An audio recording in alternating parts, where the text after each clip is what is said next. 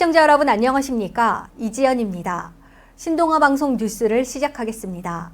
먼저 첫 번째 소식입니다. 남북 장성급 군사회담이 오는 금요일 판문점 북측 지역 통일각에서 열립니다.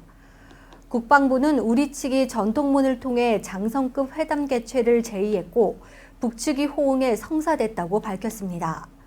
이번 회담에서는 9.19 남북 군사협의 이행 상황을 점검하고 남북 군사공동위원회 구성 문제와 한강하구 공동조사 방안 등에 대해 논의가 이뤄질 전망입니다.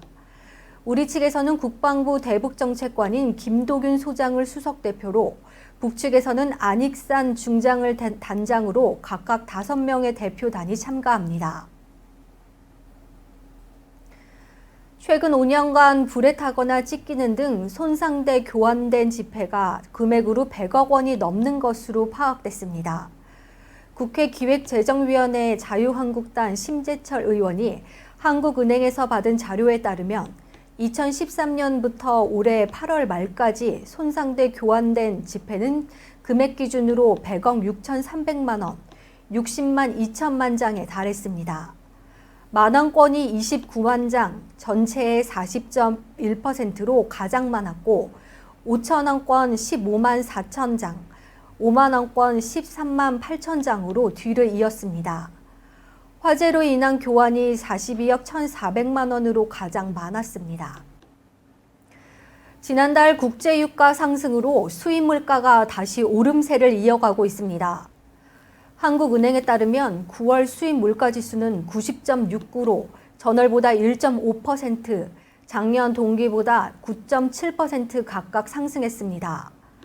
지난 8월 국제유가 하락으로 8개월 만에 상승세가 꺾였다가 다시 상승한 겁니다. 지난달 수출 물가지수도 88.02로 한 달 전보다 0.3%, 지난해 같은 기간보다는 1.4% 각각 올랐습니다. 이는 농수산품과 공산품 가격이 인상됐기 때문입니다.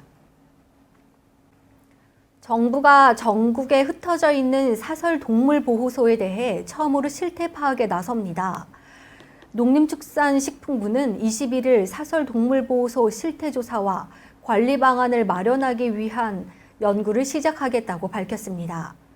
사설동물보호소는 지방자치단체가 지정한 동물보호센터 외에 동물보호단체나 개인이 유실, 유기동물을 보호하는 시설을 말합니다. 사설동물보호소는 전국에 75곳 정도로 파악되고 있지만 반려동물 업계에서는 이보다 2배 이상 많은 사설동물보호소가 전국 각지에 흩어져 있을 것으로 보고 있습니다. 서울시가 서울시와 산하기관에서 운영하는 모든 시스템에 대해 2020년까지 공공데이터를 전면 개방합니다. 올해는 시민이 가장 많이 이용하는 분야인 교통 분야, 공공자전거, 장애인 콜택시 등과 환경 분야, 실내 공기질, 주택 건설 분야에선 아파트 관리비 등 122종의 데이터를 공개할 예정입니다. 서울시 관계자는 각종 데이터를 활용한 빅데이터 분석, 앱 개발 등이 가능하다고 말했습니다.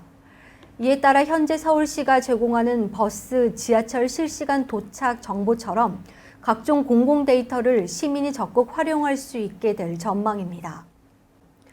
2017년 성인 남자 흡연율이 2016년과 비교할 때 상당폭 하락한 것으로 나타났습니다. 2015년 담배값 대폭 인상 후 많이 내려갔다가 2016년에 40.7%로 조금 올랐던 흡연율이 다시 내려간 것입니다.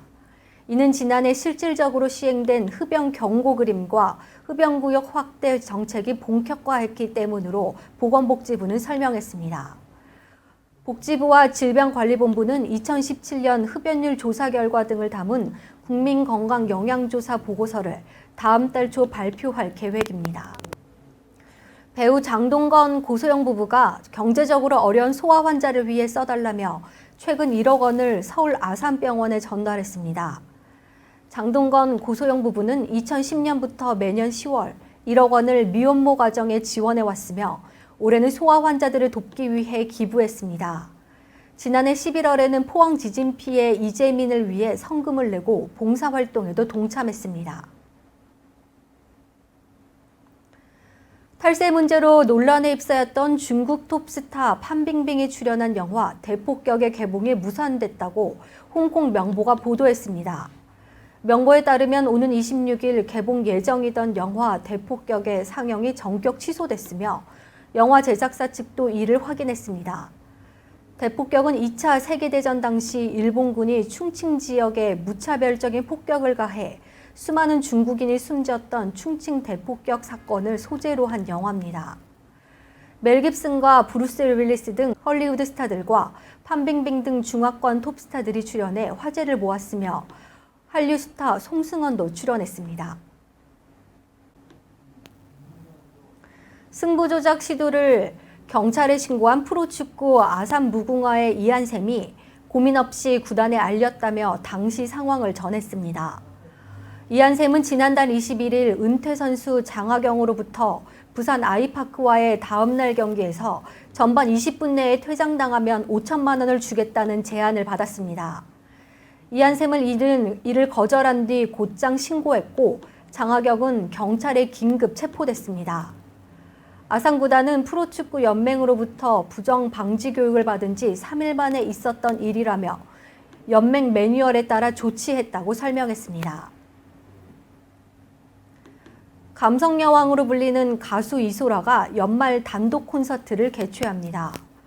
이소라는 12월 22일부터 25일, 27일부터 31일까지 서울 강남구 코엑스 오디토리움에서 9회에 걸쳐 콘서트를 펼칩니다. 작년 연말 콘서트를 열었던 장소에서 다시 팬들을 만나는 것으로 국내에서 인정받은 연주자가 함께 무대에 오를 예정입니다. 싱어송라이터 윤종신이 전국 투어 계절은 너에게 배웠어로 팬들과 만납니다. 소속사는 윤종신이 다음 달 10일 부산을 시작으로 성남, 김해, 인천, 서울, 대구, 울산 등에서 콘서트를 한다고 밝혔습니다.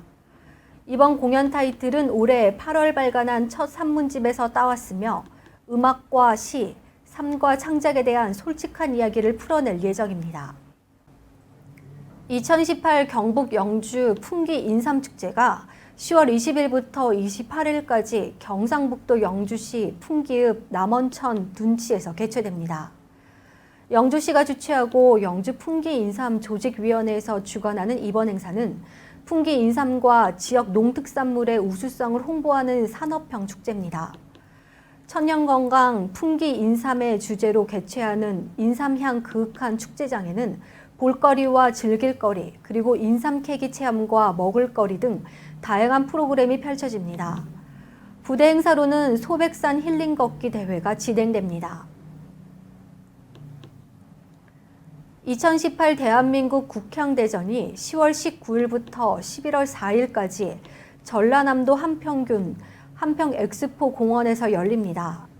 한평군이 주최하고 한평축제추진위원회에서 주관하는 이번 행사는 사계절 내내 볼거리가 풍성한 관광 한평읍 만들기 위해 2004년 가을에 시작됐으며 국화로 만든 다양한 작품을 감상할 수 있습니다.